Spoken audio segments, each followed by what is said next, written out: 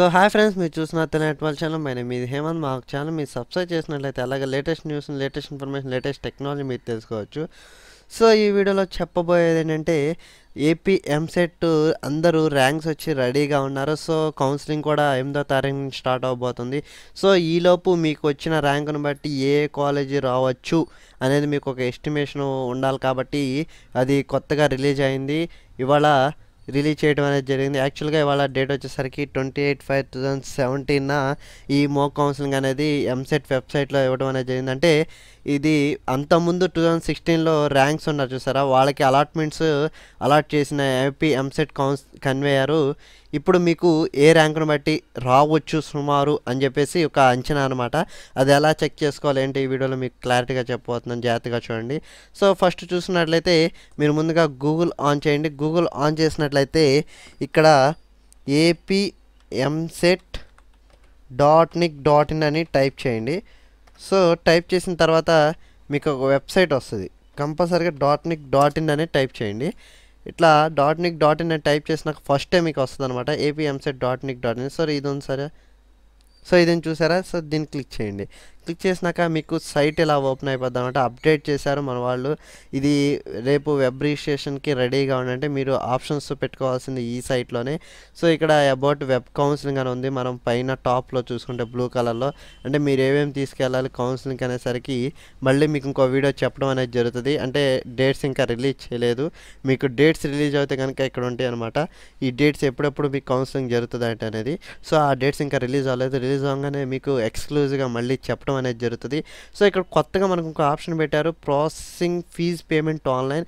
AP EAMCET మనం అక్కడ money అని పే చేయాల్సి ఉంటుంది. ఎస్సీ ఎస్టీ వాళ్ళు అలాగే ఓబీసీ వాళ్ళు డిఫరెంట్ పేమెంట్స్ ఉంటాయి. ఆ పేమెంట్స్ కూడా మీరు అక్కడ కట్టాల్సి ఉంటుంది. ఈ సంవత్సరం ఏంటో కొత్తగా ఇక్కడ పెట్టడం అనేది జరిగింది. సో దీని గురించి కొంచెం నోటిఫికేషన్ డీటెయిల్గా వస్తాయి, కానీ దీని గురించి చెప్పలేం.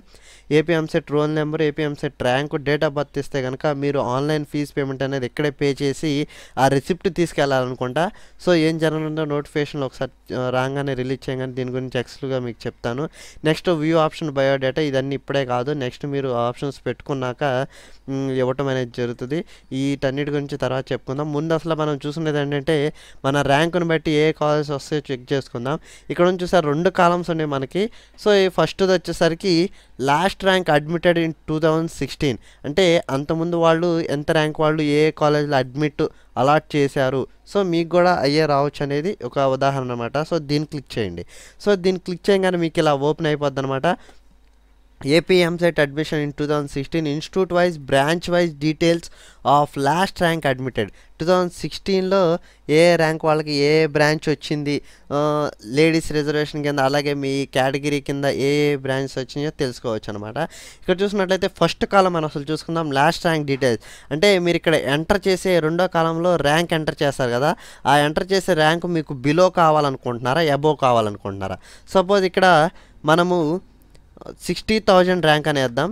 సో 60,000 ర్యాంక్ వచ్చేసింది మనకి. అబోవ్ కావాలంటే 60,000 పైన ఎవరైతే ఉన్నారో వాళ్ళందరికీ ఎక్కడెక్కడ సీట్ అలాట్ చేశారు, ఏ బ్రాంచ్ అనేది వచ్చింది. సో ఇక్కడ అబోవ్ అని టైప్ చేస్తాం కదా. ఇక్కడ కేటగిరీ వచ్చేసరికి మీరు ఏ కేటగిరీ అయితే ఆ కేటగిరీ ఎంటర్ చేసేయండి. ఓసీ, బీసీఏ, బీసీబీ ఇక్కడ వరుసనే ఉన్నాయి. కరెక్ట్గా మీరు ఏ కేటగిరీ అయితే ఆ కేటగిరీ ఎంటర్ చేయండి. సపోజ్ నేను ఇప్పుడు ఓసీ అని పెడుతున్నాను. నెక్స్ట్ ఇక్కడ చూసుకున్నట్లయితే మీ జనరేషన్ ఏదైతే అది ఇవ్వండి. మేల్ అయితే మేల్, ఫీమేల్ అయితే ఫీమేల్, మీ జెండర్ ఏదైతే అది ఇవ్వండి. ఇక్కడ మేల్ అయితే మేల్, ఫీమేల్ అయితే ఫీమేల్ ఇవ్వండి. సో మనం ఇప్పుడు మేల్ అని చూసుకుందాం. ఇక్కడ నెంబర్ ఆఫ్ రోస్ డిస్ప్లే, అంటే మీ కాలేజెస్ ఎన్ని డిస్ప్లే చేయాలని అడుగుతుంది. అంటే మనం సపోజ్ ఇక్కడ 20 అని పెట్టుకుందాం, మీ ఇష్టం 20 అని పెట్టుకున్నా, లేకపోతే ఏపీలో ఉన్న మొత్తం ఆల్ అని పెట్టేసినా సరే వస్తుంది అనమాట. సపోజ్ మనకి 20 కాలేజెస్ చాలు, ఎక్కువ వద్దు.